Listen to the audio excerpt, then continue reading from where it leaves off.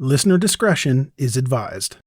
Hello and welcome to Comedy, the podcast that helps you find new, emerging, and undiscovered independent comedy podcasts. I'm Greg, the host and curator of comedy. Today's episode is from Next Door Villain.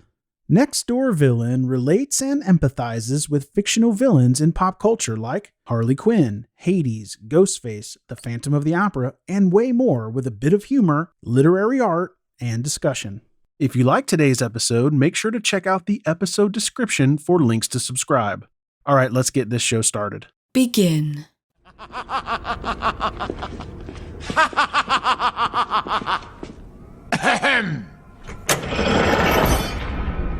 Run, run, run as fast as you can. You can't catch me. I'm the gingerbread man! You're a monster! I'm not the monster here, you are! You and the rest of that fairy tale trash poisoning my perfect world. Now tell me, where are the others? Eat me!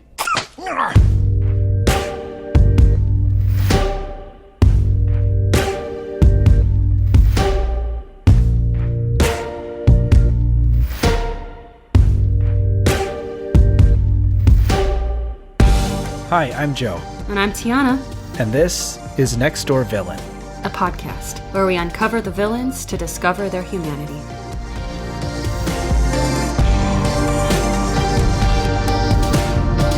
Somebody once told me that the world was gonna roll me. I ain't the sharpest tool in the shed.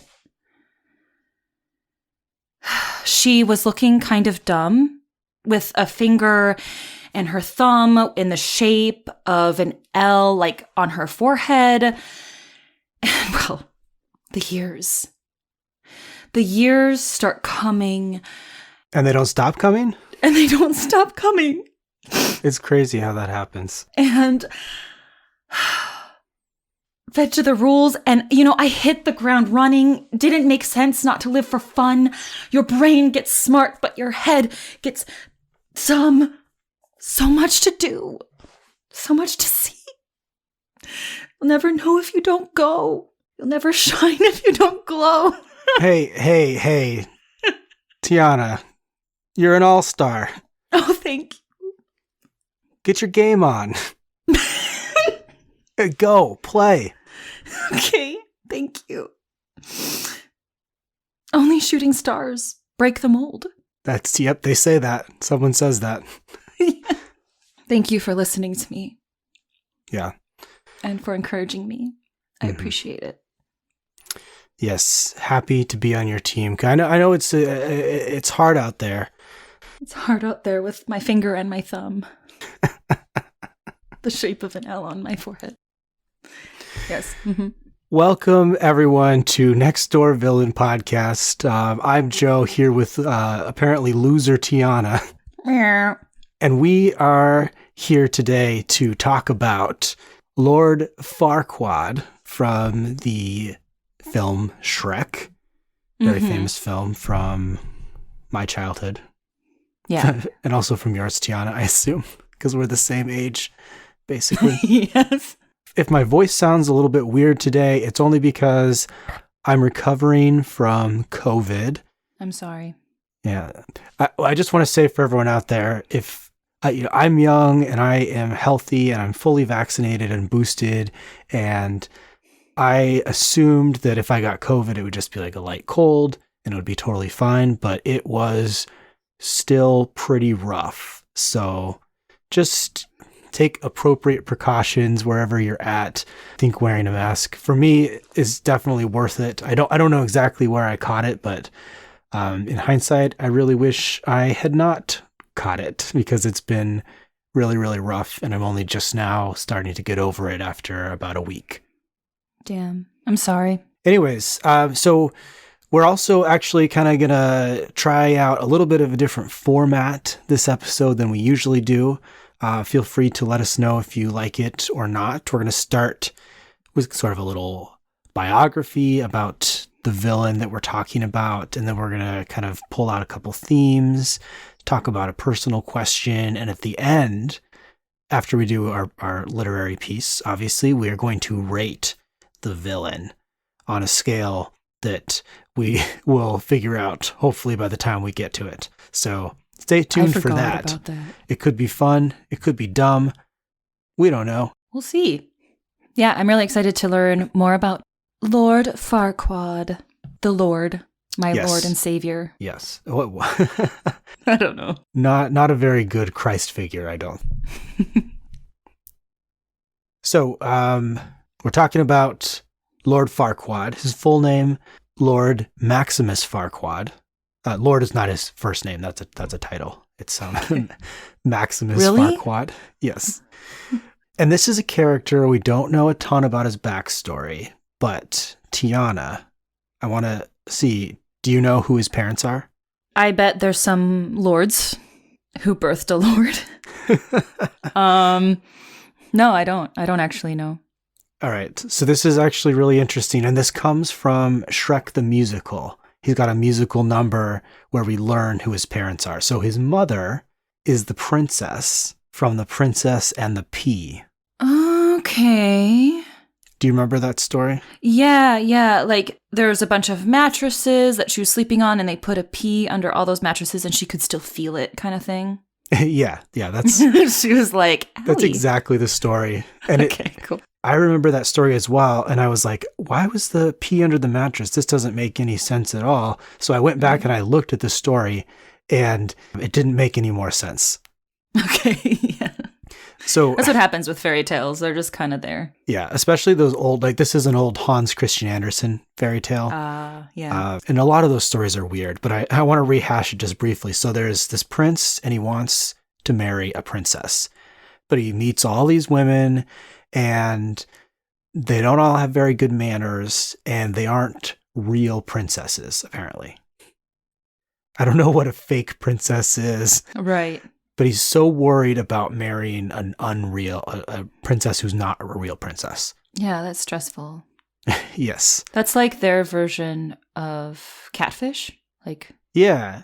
Actually, yeah. That's all these women are coming up and they're like, I want to marry you. I'm a And- real princess, I promise. And then they're like, okay, we're going to finally meet together and see if she really is a princess. And there's like a cameraman, and then they meet at a park. Oh my God, you're not a princess, and it's drama, and she has a kid, and Yeah. She doesn't know how to use the right fork for a salad. yeah, it's stressful. She doesn't know how to. So one day this woman stumbles in off the street and she's soaking wet because it's raining outside. Okay. She's not just randomly wet. And she claims to be a princess, but they're skeptical because of all these other women who weren't actually princesses. But his mom has this brilliant idea. She's like, okay, we'll take this woman in and we'll put a pea under her mattress. And then we'll stack 19 more mattresses on top of it, but we won't tell her. So Perfect plan. Just makes so much sense. yeah, a ton of sense. And to me, I'm like, did this princess not like wonder why there are 20 mattresses on this bed? Right. Also, logistically, mattresses are heavy. And especially probably in medieval times, they were probably stuffed with like hay. They weren't made with like fancy, like lightweight foam like they are today. So logistically, like, how did she get all these 20 mattresses stacked up onto this bed? And then she would have had to have a ladder to get up on top of it, presumably. Anyways, aside the point, she wakes up in the morning, the princess, and she's like, oh my gosh, what was in that mattress? It was so uncomfortable. And she had, and then she had a bruise on her back to prove it. And Oh, the pea punched her. yeah. And then they were like, oh, she must be a real princess because only a real princess would be sensitive enough to feel the pea. I wish I could give more context to that story, but that is Right. literally the story. So that's how you know if you're a princess or not. So makes sense. We just maybe need to put a pea under our mattresses. You know, we'll come together tomorrow and be like, hey, do you feel the pea? The Yeah, pea? try this with your partner Yeah. to find out if they're worthy. So that's Farquaad's mom. Very sensitive. Aw. Now, do you know who Farquaad's dad is? The P. Nope. Okay. Also, not the prince from that story. So either this must be like They had a divorce? Unclear. It's unclear the timeline of things. But Farquaad's mom, the princess, well, she dies. So one night she kind of falls off the mattresses and dies. That sucks. Yeah, so it was a good idea to start with, but ultimately she died because of it. Rest in peace. Farquaad's dad, however, not the prince, but he's an unhappy miner. He's very short. He's someone you might know, Tiana. He's a miner who is short. He's a very short miner. He mines for gold. And he's very short.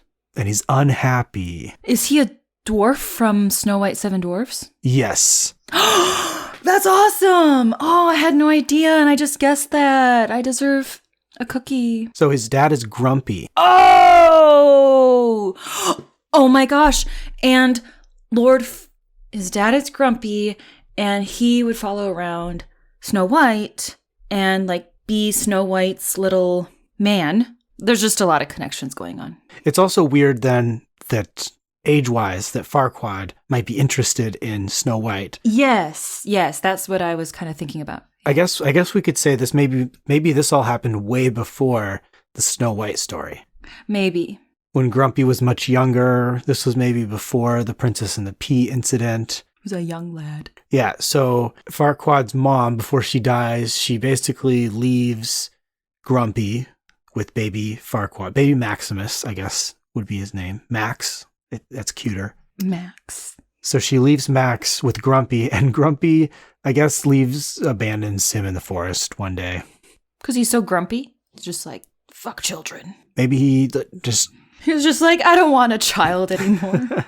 He was heartbroken maybe because the mom left. He couldn't make a living on his own. He's living with 7 other dudes. Yeah, that's a lot of dudes. So not an ideal childhood for little Max Farquaad. Also, so that implies that Grumpy's last name is Farquaad? That's exactly what I was just going to say. It's like Grumpy Farquaad.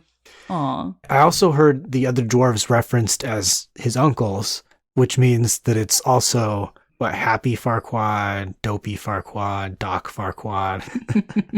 If you were a 7 dwarf, which one would you be? I don't even remember the other dwarves. I'd probably be Doc, to be honest. Yeah. I'd probably, there's one, maybe it's Bashful? I don't know. Oh, yeah. Yeah, you could be Bashful or be... Yeah. I'm Bashful. I'm Bashful Farquaad. So that's really all the detail we have about his childhood. And then a bunch of stuff must happen. He grows up and he somehow becomes a lord. And do you know what a lord is? Maybe it's just a guy who oversees a town or a mini society or kind of oversees an area of land, maybe. Yeah, that's actually almost word for word the correct definition. So the term lord, it's often used as kind of an umbrella term for people in the ruling class that were not specifically royalty. I got all this info from medievalchronicles.com. I did not verify if they were a reliable source, but sounded reliable to me. A lord, more specifically, is someone that the king has just basically kind of given land to and given an area to oversee. And then the lord leases that land out to different landowners and people below them. So he's not technically royalty. And that is why in Shrek, we learn that he needs to marry a princess to become a king because he doesn't actually have any royal blood himself. But his mother was a princess, right? So it seems like he should have been royalty. That's a great point. Maybe he didn't know his mom was a princess, or maybe no one believed him, or... Yeah, or he didn't have the papers. Oh, or maybe because his dad was a dwarf. She married a commoner. Yeah. I don't know, though. If I were Lord Farquaad, I would be like, you know what? I was really meant to be a king because my mom was a princess, but she died because of a pea. He may not have known his mom, to be honest. That's sad. Yeah. Anyways, so he becomes the ruler of this town, Duloc. He becomes obsessed with making everything perfect. Everyone there dresses the same. Everyone acts the same. Everyone looks the same. He decides to exile all of the fairy tale creatures. And then he boasts that Duloc is the most perfect kingdom of them all. And the magic mirror is like, wait a minute, you can't call Duloc a kingdom because you're not a king and you have to marry a princess. So that's how the events of Shrek kick off, where he has to find someone to go save Fiona and bring her back. And then Shrek does that. And that's sort of where we are today in the Shrek movie. If you haven't seen it, you should see it. Yeah, it holds up. Yeah. Came out in 2001? Maybe, yeah. The other day I was watching it in a coffee shop because our power went out because of a storm. So we went to a coffee shop, and I think people just witnessed me like snickering at Shrek on my computer. Like, somebody once told me Lord Farquaad is a king. So that's his backstory. Okay. I like that. I learned a lot. I didn't realize that was his mom. I didn't realize that was his dad. I like that. Yeah. And I think that history will sort of inform or help add some color to maybe some of the more interesting aspects of him that we'll empathize with. But do you want to start with sort of your way into empathizing with him? Yeah. I want to talk about the theme of order and the idea that Lord Farquaad is just obsessed with it. Lord Farquaad is so orderly and inflexible and clean. And you mentioned this, right? He's kind of obsessed with the way things should be. Mm-hmm. His land of Duloc is really clean, which I actually kind of appreciate. Like, I appreciate the cleanliness of Duloc when I watched the movie. Especially when you consider that, like, medieval times were pretty gross. Yeah. Like, people, like, were, like, throwing their poop out windows onto the street. Like, horses were pooping everywhere. There was, like, way more poop than I think I would be comfortable with. They had a lot of orgies. I don't know why, but every, like, medieval movie is like, let's have an orgy. That's worse when you know how clean could they have been? Right. Not very clean. That's just how it was. Just... Like, I'm talking, like, physical dirt, not, like... Right.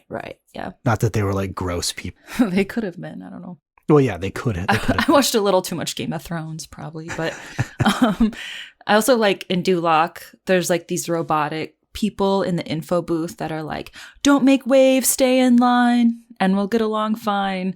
And he's a planner. I appreciate how Lord Farquaad like planned his and Fiona's wedding and royal outfits. You see that like perfectly laid out in his bedroom.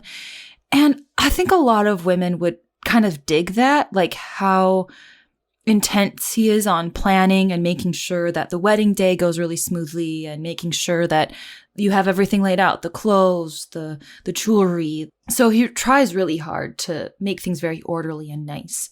He hates fairy tale entities. And I think a big reason why is because they are so chaotic and kind of like unproductive. I mean, I'm going to sound like a capitalist here, but like, first of all, I think Lord Farquaad is grasping order so heavily to cope with the fact that he like exists in a world of extreme chaos when chaotic fairy tale entities exist. I think he recognizes how chaotic they are and how they don't necessarily help society. Like they run around and they fly and they frantically, I don't know, they're just very frantic and they're obsessed with their fairy tales, with the stories and how they go. So they're not very productive because they're obsessed with their fairy tale stories. So like Pinocchio keeps saying that he's a real boy and that's it and nothing else of substance, you know? And then Snow White is just dead because that's how the story goes. And like, why is she dead? She could be doing much more than being dead. You do sound like very, very capitalist. I am, but like, I'm just trying to like see things from his perspective, right? I'm normally not this way, but Robin Hood is just like dancing around in the forest, harassing women. Like, what the fuck is he doing? So obnoxious, Robin Hood. Yeah, like they could be doing something else. Like that seems a little more fulfilling, a little more productive. I don't know. Like, yeah. If you want to put it in like a little bit of a better light rather than productive, maybe it's sort of like a lack of equity. Whereas like the regular people all sort of have the same range of like abilities and limitations.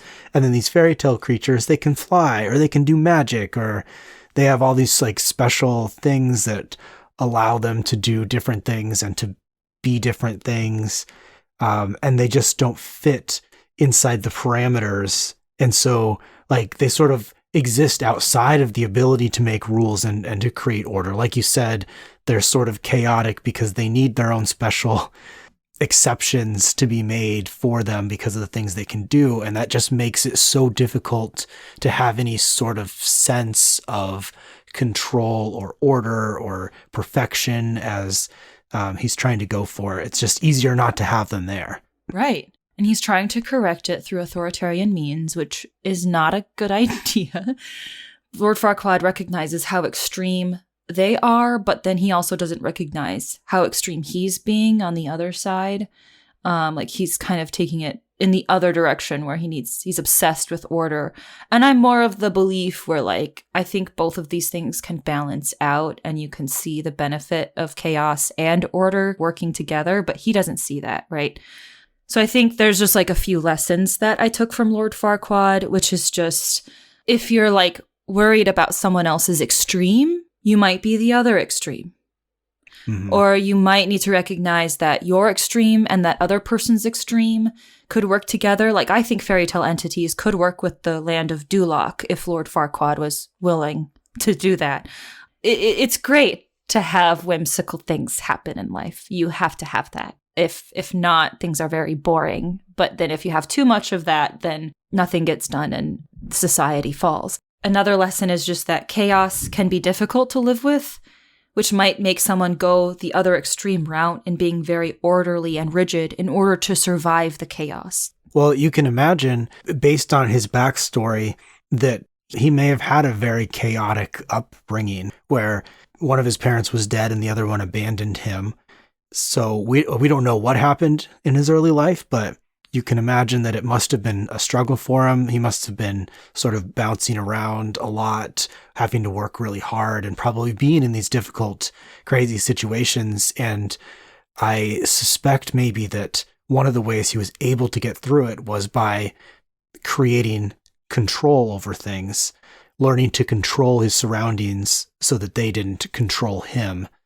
And that's ultimately what probably led him to become a lord, which is a pretty high status for someone who probably started from basically nothing. So this control has brought him all the good things that he probably has in his life so far.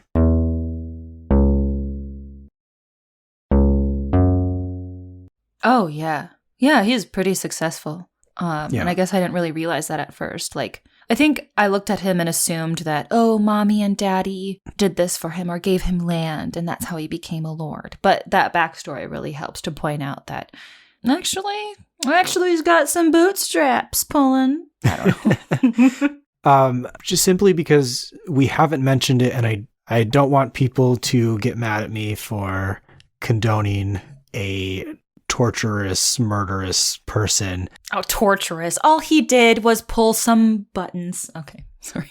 Remove some buttons. He chopped the legs off of a gingerbread man. And you might say, oh, it's just a gingerbread man. But like, if we are to believe this universe, mm-hmm.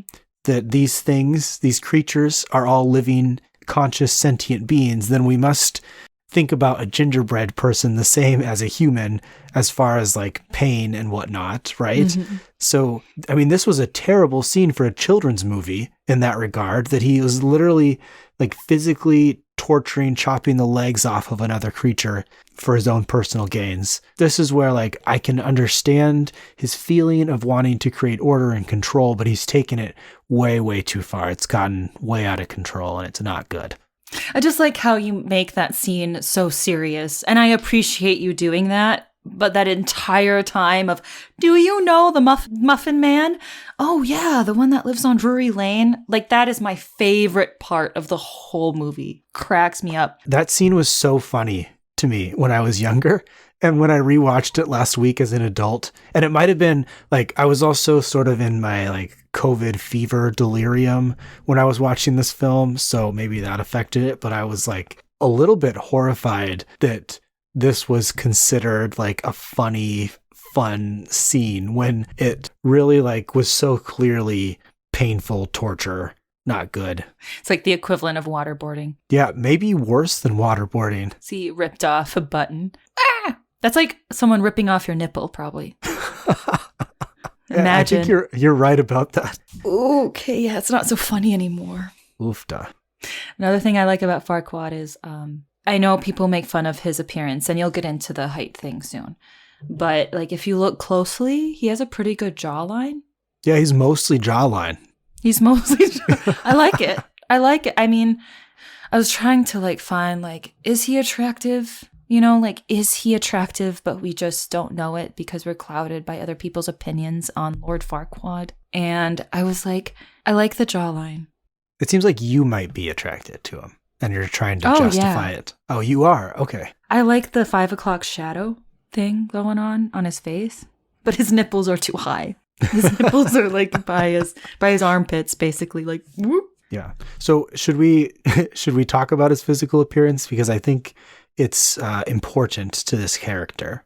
Oh, yeah. And honestly, why have we not mentioned, have we mentioned yet even that he's incredibly short? Not yet. I was waiting for you to like, ta-da. Yeah, that should have been like probably in the very beginning of the episode. So Lord Farquaad is very short. I don't know how short, but like shorter than most people. And it makes a lot of sense now that we know that his father was a dwarf. Yes. So he's like, I guess, half dwarf, half human. So he's very short. He has a very large head. His head, I think, is almost probably the size of the rest of his body. It seems like. Yeah. I don't want to like make fun of his appearance too much, especially in this world where there are so many different sorts of people and creatures that all live together. And so in a sense, we should be sort of celebrating all the differences in the way that people look. Or I just find it funny that like Shrek is like farting in a pond and killing a frog. And they're like, oh, Lord Farquaad's short. It doesn't make total sense. Like, everyone looks fucking off the rails. I don't know. They just... Yeah, everyone is bonkers looking. If I want to knock Lord Farquaad on his looks at all, it's... I hate his haircut. Yeah. I don't think it's doing him any good. Oh, that reminds me. I did ask a few people what they thought of Lord Farquaad when I sent them an image of him shirtless. One of my internet friends said, I'm pretty sure that's my hair. So some people have that hairstyle, Joe. Yeah, a lot of young women. Yeah, exactly. Yeah, she's a woman. So she's like, I think that's my hair.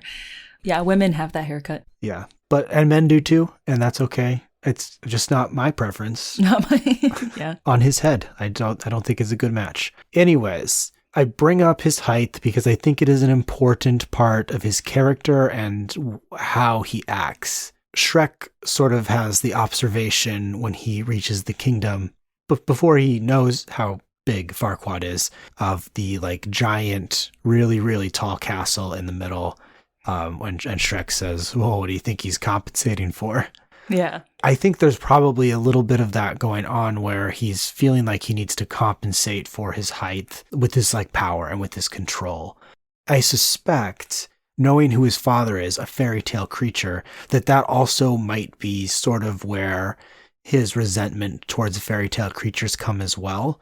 Like, I think you're right about the chaos thing, but I think it also might be some like resentment where his body to him is almost like a physical reminder of his, of his father, who is a fairy tale creature, and who left him and abandoned him and left him with nothing. And he had to probably scrape and crawl out of, a life in the forest alone to get to where he is today. And so now his size is sort of a physical representation that he has to live with and acknowledge every single day. And other people are looking at him and probably laughing at him and making comments.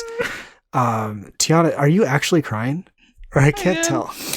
I'm trying. Well, I thought you were legitimately like breaking down into tears just now. And I had to stop talking because I was worried. Oh, no. I was just kind of poking fun a little bit. Well, I appreciate how we get on this podcast and we take this like cartoon character And we're like ripping the hearts out of people listening. Like, he had a tough life, awful backstory, tragedy. And I just love how we can like take something that's so childlike and make it devastating. And it warms my heart, but also is kind of funny. So yeah, keep going about the oppression of Lord Farquaad. Yeah, no, I just think he probably harbors a lot of resentment for his physical appearance and the fact that it sort of represents his father who abandoned him. And that probably reflects in the way that he approaches his leadership and his hatred for other fairy tale creatures. You stabbed me. Oh, God, man. Ouch. Ouch. That's my whole point. Ouch. How are you feeling? Are you feeling okay? Yeah, I'm feeling fine. Okay. I just want to make sure because you were dealing with COVID. So if you need to take a breather, just let me know and I will okay. say stuff instead. All right. Great. So let's make this conversation a little more personal now. Okay. So we've talked about his physical appearance and how that probably affected who he is. So you feeling okay now? Yeah. Okay. I just want to make sure you're okay. Okay, what's your question? Yeah, so we've been talking a lot about his physical appearance and how that has affected who he is and his actions. So I'm wondering, Tiana, if there's a physical attribute about yourself that you're insecure about, and how has that affected the way that you've acted in your life? I'm perfect. Never been insecure about anything in my life. Oh, wow. Just kidding. Gosh. So I am a sheet of paper. I'm a sheet of paper, meaning I put on a swimming suit and I will blind you with how pale and chalky white I am. And I went to Sephora the other day and I asked her to do like a foundation test on me. And she was like, this is really hard because it's hard to find a color that's completely white when you don't have like any under pigment. Like I don't have like a pink. I don't have any other pigment happening in my skin. If I'm going to like wear a swimming suit or something, people are like, wow, you're white. And I'm like, really? Like, no shit. Like you didn't know already. Right. You're so white. Oh my gosh. And it used to be more of a bigger deal when I was in high school because I think it was more in at that time, like kind of in the 2010s, late 2000s to like go to tanning and pre-Kardashian. Yes. When I go out in the sun, I get red and then I get white again. Like I can't really tan very well. How has that affected how I've acted? I think back then, hotness was kind of equal to tanning because you're picturing like a bikini body with like a tanned body, but you can't really be quote unquote hot if you're like pale, like pasty white. Maybe a little bit with men too, right? And I'm talking more from like a late 2000s, early 2010s perspective. Now it's different. And I even had like this boy that I was seeing in high school say, you're so pretty, but you're not hot. You're not hot. You're pretty, but you're not hot. And so I think my entire life, and of course, I'm not going to sit here and be like, I'm pretty. Like, I mean, it's not the worst thing to be pretty. Hey, have you ever heard of white hot? No. Well, just like, when something's really hot, it's like white hot. No, I didn't know that. Oh. Things turn white if they're hot? And now that I'm thinking about it, like I don't know actually what the logic is or like where it comes from, but that is a phrase. It is. It's not usually meant. It's not meant to talk about skin color. It's about physical heat, but I thought maybe it would offer you some comfort as a metaphor. Right. I mean, I'm not insecure about a lot of things. So I am way more secure in my pasty whiteness now than I ever have been. Like, this really doesn't bother me that much, but I think it's just kind of changed my psyche a little bit where like I look in the mirror and I'm like, okay, I look pretty. Okay, I'm pretty. Okay, I'm pretty. I will never like be like, I'm hot. because that's just not in the psyche, you know? I don't know. Yeah, and again, like, I'm only pretty. Yeah, that's not a bad thing. I am still very privileged to be considered pretty by some people, and I've really worked through a lot of my insecurities. I'm really not nearly as insecure as I was even like in college. I think I've grown a lot, and so this question was actually pretty hard for me because, yes, I've been insecure about things, but they don't seem that big anymore. I can talk about how, like, oh, like, I don't sometimes like how big my arms kind of look, or like how flabby they might look sometimes. And that was a big deal to me at like 16, but now I just kind of look around and I'm like, I don't care. Another thing that I would get insecure about, though, was that I would try to shave my pubic hair when I was like trying to wear a swimming suit, but then it gets like chafed and like... And I would be so scared that someone would notice. Yeah, I don't know. Relationship with like body hair is like an interesting thing.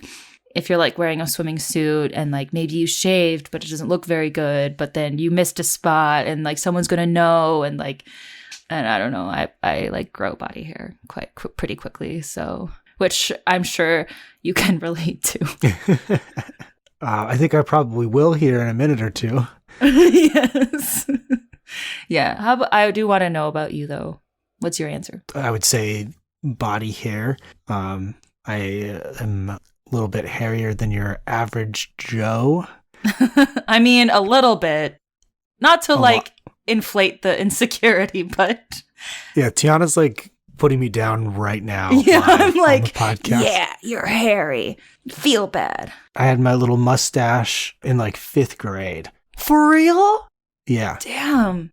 I have a lot of like chest hair and some back hair. And I've always been really insecure about it, particularly in middle school and stuff. Other kids would comment on it and make jokes about it because it was like particularly abnormal at that age.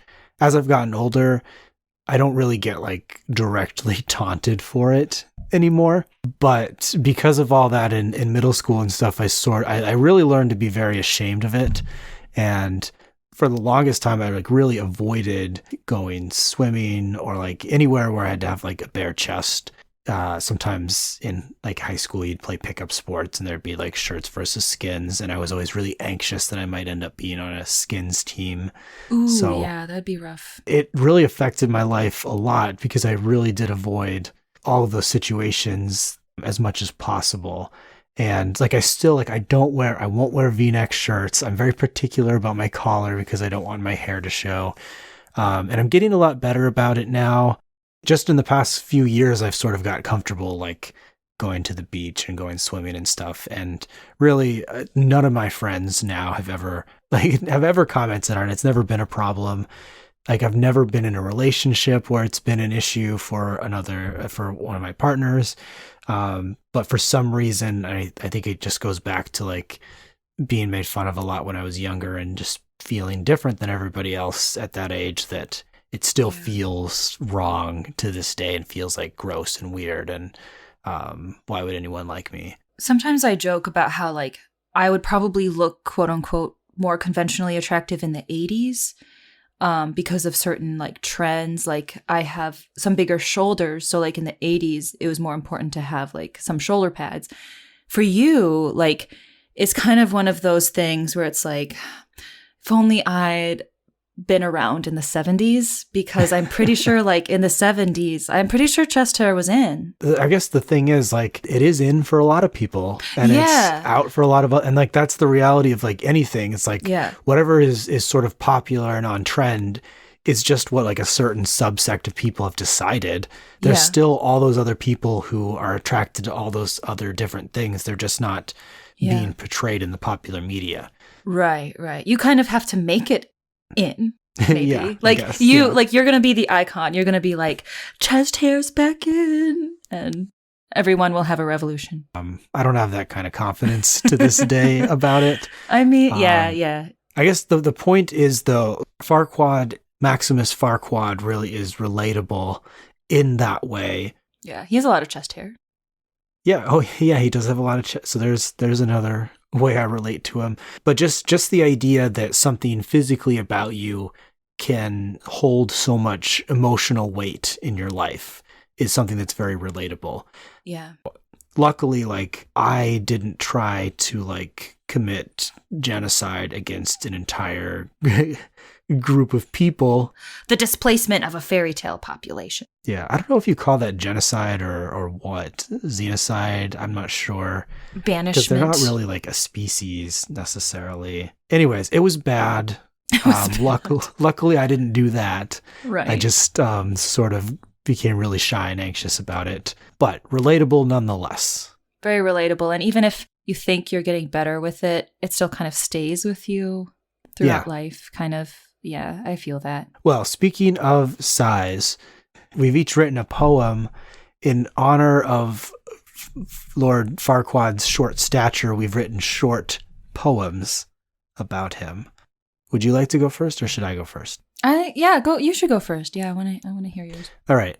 I was trying to write a haiku, but then it's not a haiku. It has too many syllables for a haiku, but I didn't want to give up any of the words, so it's just a short poem, I guess. Yeah, whenever that happens to me, I'm like, this is a short contemplative poem. Yes, that's what it is. All right, here we go. Run, run, run from the past if you can. I want no part in a fairy tale sham.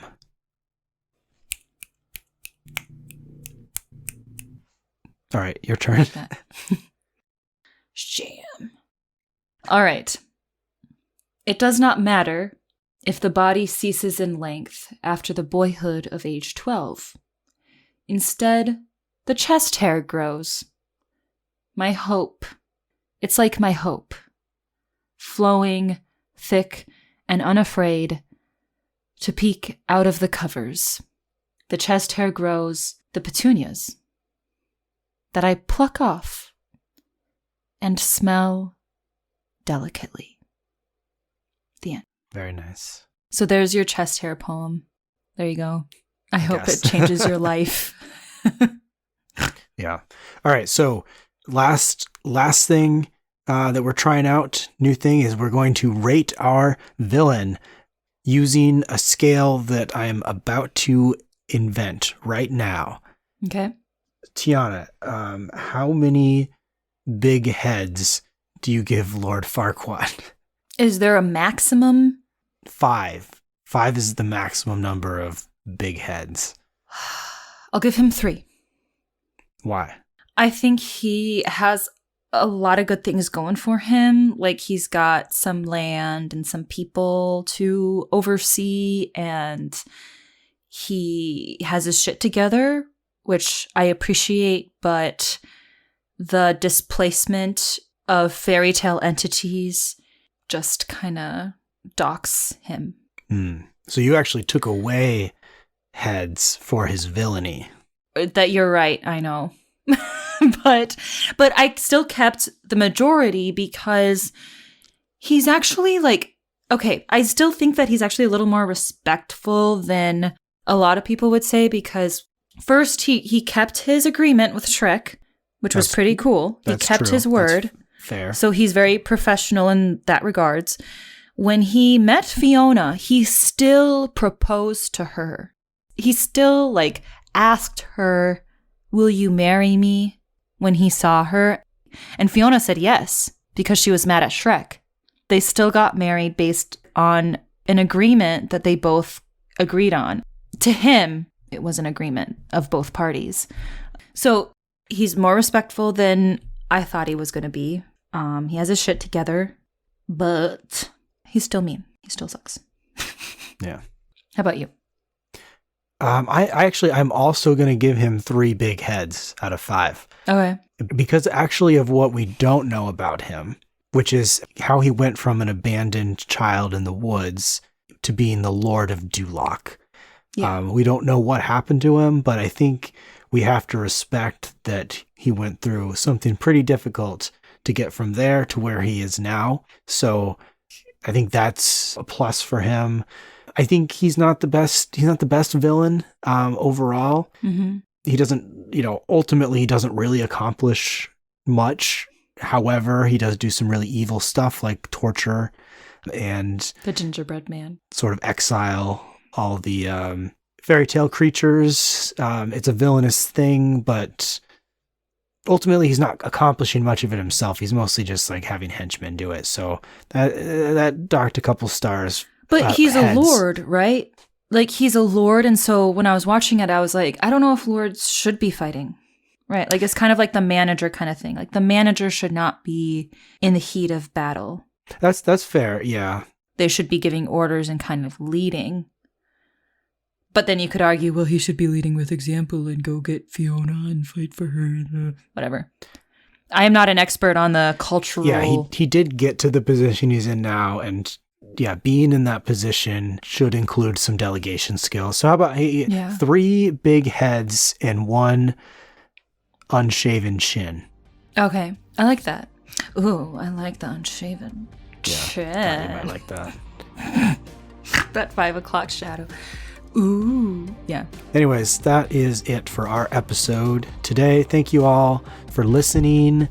You can find us on Instagram, Twitter, Facebook, at Gmail. All of those are at Next Door Villain. I think we're on TikTok as well. TikTok is Next Door Villain Podcast. Yep.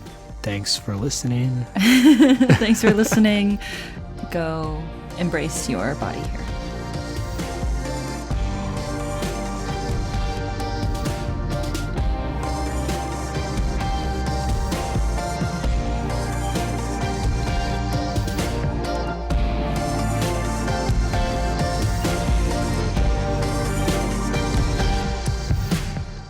Thanks again for listening to Comedy by Indie Drop-In Network. If you would like to nominate a comedy podcast to be featured, just send me a tweet at Indie Drop-In. I'd also love to hear if one of our featured podcasts is now your favorite show. Indie Drop-In survives off ad revenue and listener donations. If you would like to contribute, please consider buying me a coffee. Just go to buymeacoffee.com/Indie Drop-In. If you look at the very bottom of the episode description, you will see a link.